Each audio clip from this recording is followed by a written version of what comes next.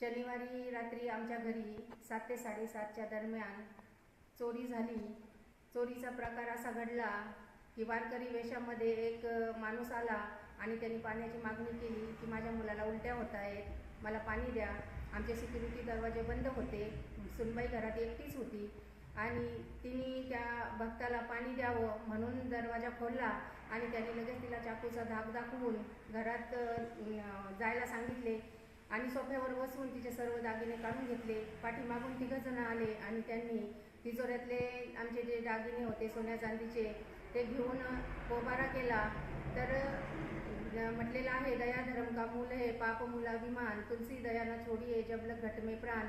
आपण या युक्तीप्रमाणे प्रेम दाखवतो, दया दाखवतो किंवा आपल्या मनात करुणा येते की हा साधू आहे, संत आहे आणि याची आपण सेवा करावी। आपला हिंदू सनातन धर्म असल्यामुळे आपली ती संस्कृती आहे, पण त्याला बळी न जाता आपण सतर्क राहण्याचा आज आपल्याला सर्वांना मी आव्हान करते की सतर्क राहा आणि आपल्या घरात असा चोरीचा प्रकार न घडावा याच्यासाठी आपण त्यांना त्याच्या रूपातला रावण पण ओळखला गेला पाहिजे आणि म्हणूनच आपण आज जागृत अवस्थेत राहण्याची आपल्याला गरज आहे।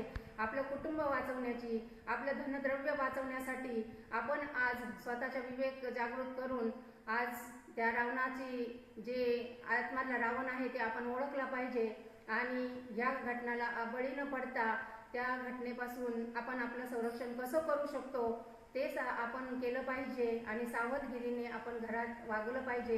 कोणी महिला रानात पण राहत असतील, कोणी आज आम्ही रोडला पण राहतो पण ते लक्षात येत नाही, ते सावध असतात, आपण असावध असतो आणि त्यामुळे महिला एकट्या घरात असल्या की मग दया अशा स्वरूपात ते दान करायला निघतात, पण धाड पडते। म्हणून सतर्क राहा, चेतन राहा, सावध राहा आणि आपल्या घर परिवाराची रक्षा करा आणि हा संदेश इतरांपर्यंत पोहोचवा। धन्यवाद। आमच्या घरी त्या दिवशी शनिवारी संध्याकाळी 7:30च्या सुमारामध्ये 4 जण अज्ञात व्यक्ती आले होते। त्यामध्ये पहिल्यांदा जे व्यक्ती आले ते एकदम बुजुर्ग आणि माळकरी असे आपण म्हणतो वारकरी संप्रदायाचे तसे होते। ते आल्यानंतर त्यांनी गेट उघडून इथं घराच्या दरवाजा समोर आलेत आणि त्यांनी आवाज दिला की आमच्या बाळाला उलटी झाली म्हणे, पाणी द्या म्हणे तुम्ही। म्हणून पाणी देण्यासाठी मी त्यांना जाळीतूनच बोलले आणि नंतर मग दरवाजा उघडला पाणी देण्यासाठी आणि पाणी दिल्यानंतर त्यांनी लगेच मला चाकूचा धाक दाखवला आणि घरामध्ये सोफ्यावर बसवलं आणि माझ्या अंगावरचे जे दागिने होते ते सर्व काढून घेतले आणि नंतर ज्यावेळेस ते घरामध्ये मला बसवलं त्यावेळेस त्यांनी पोर्चचा लाईट